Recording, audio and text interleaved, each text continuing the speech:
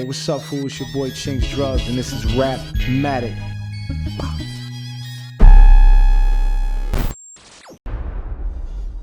I'm gonna keep it real. So when I brought TayRoc over, right? Because I actually brought Tay. He was one of the first people I brought over. Smack ain't want him. I remember having this conversation with him. He's like, "Yo, Shane, you talking about the nigga that Charlie Clips killed, Shane?" I'm like, "Why else, Mike? Just do this, bro. Just don't worry about anything else." Because I had just seen TayRoc in August. That August, he had battled Kaboom. This was after he battled Clips. Remember the Clips shit? Everybody was like, he got bodied. He got crazy. Like, he got super crazy. But I don't know if that shit dropped yet. And then Smack wasn't watching battles anyway. So I remember bringing him to the table. I was like, yo, bro, I'm about to bring TayRoc. He's fire. And it's crazy ironic that he's the face, quote unquote, of URL today. And they ain't even want him because they felt like he got killed by Charlie. But these guys never really knew shit about battle rap. So, like, that's what I'm saying. Like, and I set him up for shotgun shit. And even if you look at his first original battles, like, he was just the opener. Clean paper in Detroit. Like, you know, he was, but listen, TayRoc did what he had to do and became a legend because of his hard work. But originally, they didn't want him, bro. Like, he was known as a dude that got killed by Clips. And now he's one of the greatest to ever do it. But that's the facts, bro. Like, it's funny how he now today is the face of the URL. But that shit almost never happened. I think TayRoc deserves, for as much as he's done for that brand and as loyal as he's been to them, I hope they do take care of him financially. And I'm not talking about just paying him enough where he can just survive and pay rent. Like, for somebody to do as much work as TayRoc has done, TayRoc should be in a position where he shouldn't have to, you know, he should have everything he wants, bro. 50 battles in, all that work. Tay does a lot, bro. Like, Tay does, you know, he battles new dudes, main events, does everything he's asked to do, bro. Like, honestly, like, TayRoc should be a millionaire. As much work that man has put in for this company and as much sacrifice that he's done, as much risk that he's taken, you know, I felt like, and again, however people decide to celebrate a man, you know, cut him a kick. I looked at it and I seen it, I was like, damn, bro, like, I should have handed that man $250,000 for all the work he did. Like, that man really inspired a lot of people to become battle rappers. And he really carried that shit, bro. And he still, if you really look at it, he's the one carrying that shit now. You know, Surf is locked up, my man. Shout out to TsuSurf. And it's really left on him right now. And if he doesn't have everything he ever dreamed of, man, I feel for him, because that man should definitely be taken care of, especially everything he's done for that company. You know what I'm saying? Yo, listen, Surf not being around for the URL is definitely showing, because, you know, he was their spokesman. You know, I was the one doing all the talking at one point. You know, I'm not there. Surf really took that role and was promoting everything. If they needed a main event, they could create one with Surf because he was so good at talking, promoting. Surf could sell water to a well, bro. Like, that's what Surf was doing. And when I heard about the indictment, I'm not gonna lie, like, it really disappointed me. And it was because I feel like Surf has been through so many things, and I really felt like he was gonna change his life. And to see him going through that is rough, because I know he loves his daughter.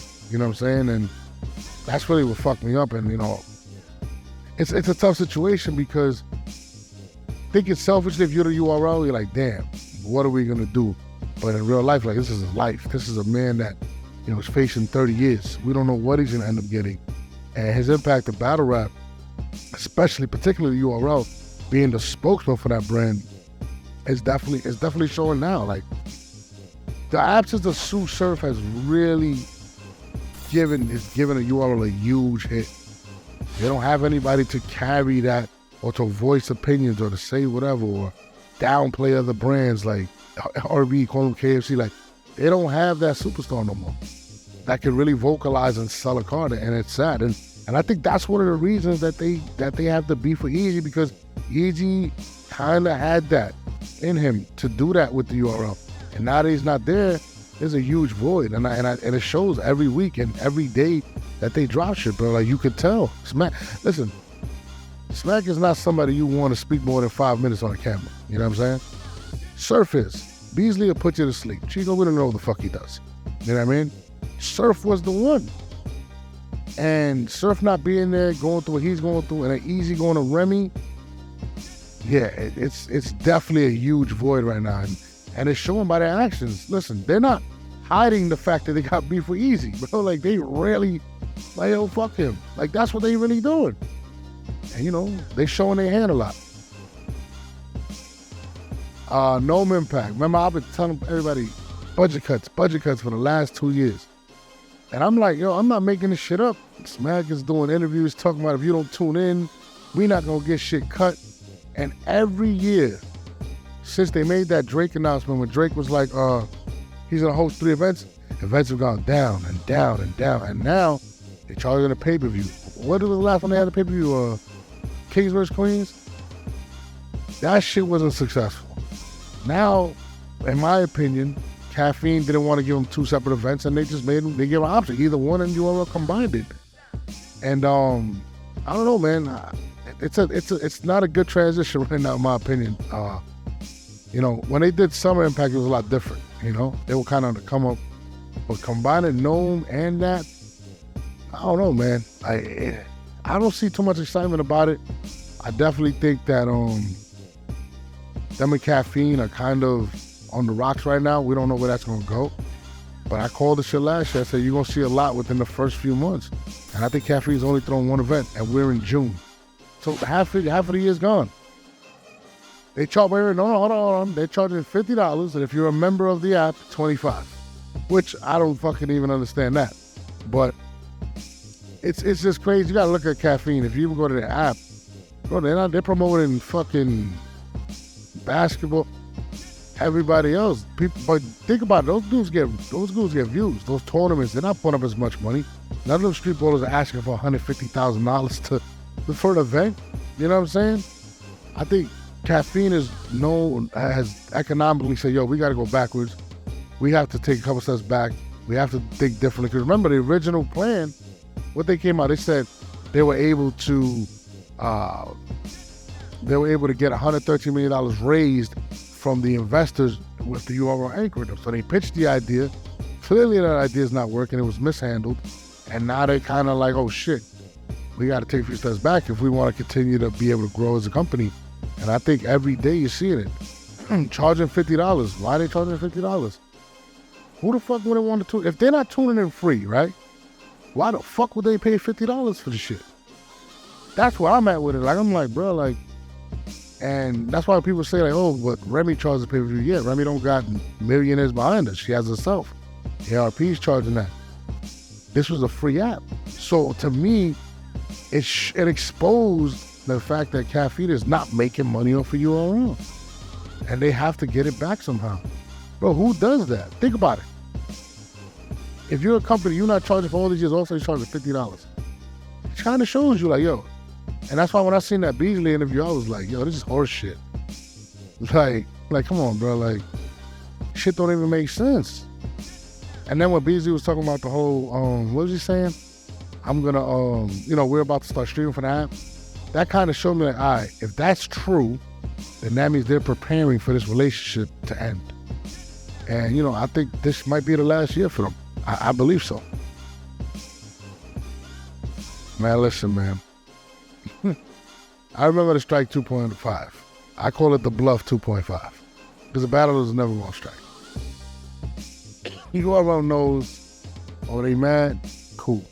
We're going to throw them a couple extra dollars or wait till Christmas and they're going to come right back. It was always bullshit. Now, in regards to the URL making money, listen, man, I was believing them all the time. They was my brothers, my partners. You know what I'm saying? So if my brothers tell me, like, yo, we ain't making that type of bread, I was riding with it. I was naive. You know what I'm saying? Now, again, all that will come out with this case. As low as we have. But, that strike 2.5 showed me that the battlers are weak. Just being honest with you. Because if you can't stand together to find something out, right? And think about it, 2.5 was what, 2016, 2017? They still haven't been able to stick together to get what is properly owed to them. It just, I think it ensured URL that they are never going to fight for what's theirs. And I think URL knows that. You know what I'm saying? And, you know, whether it was generating money or not, we going to find out. You know what I mean?